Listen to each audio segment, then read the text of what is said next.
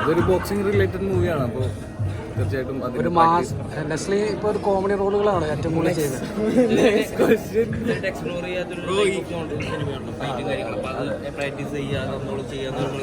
തീർച്ചയായിട്ടും ഈ പ്രൊജക്റ്റിൽ എൻ്റെ ഒരു എക്സൈറ്റ്മെന്റ് ഫാക്ടറും അത് തന്നെയാണ്.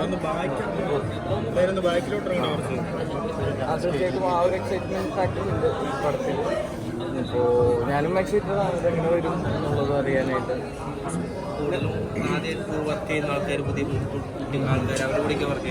അല്ലല്ല, ഇതിനു മുമ്പ് എനിക്ക് പരിചയമുള്ള ആൾക്കാർ തന്നെയാണ്. സന്ദീപാണെങ്കിൽ ഫ്രാങ്കോ ഉണ്ട് ഇതിൽ.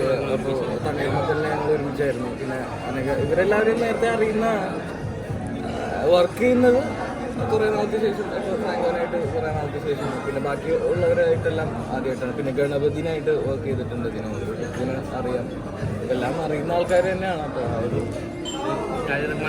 ആളുടെ ഓരോ സിനിമകളും ഓരോ ജോണർ പലത് എക്സ്പ്ലോർ ചെയ്യുന്ന ഒരു ഡയറക്ടറാണ്. അപ്പോൾ ആളുടെ സിനിമയിലേക്ക് ഒരു ഓഫർ വരിക, ഇങ്ങനൊരു സിനിമ വരിക എന്ന് ആദ്യമേ തന്നെ വന്നപ്പോൾ എന്താണ് ഭയങ്കര സന്തോഷം തോന്നി. പിന്നെ കഥ കേട്ട് അത് ഭയങ്കര രസമുണ്ട്.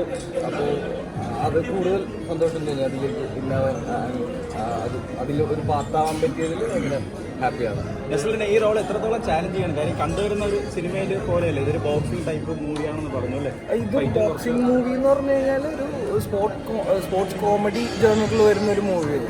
അപ്പോൾ തീർച്ചയായും കോമഡി എലിമെന്റ്സും എല്ലാം ഉള്ളൊരു പരിപാടിയാണ്. നോക്കാം എന്തായാലും.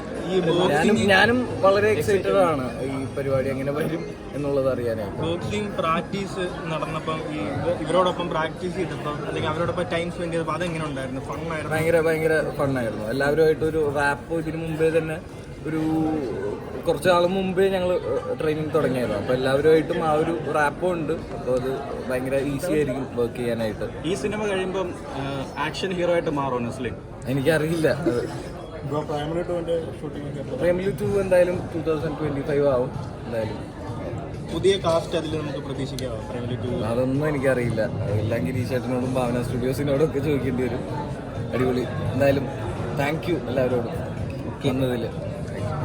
എല്ലാവരുടെയും ബ്ലെസ്സിങ്സ് ഉണ്ടാവണം. Thank you. ഓക്കെ.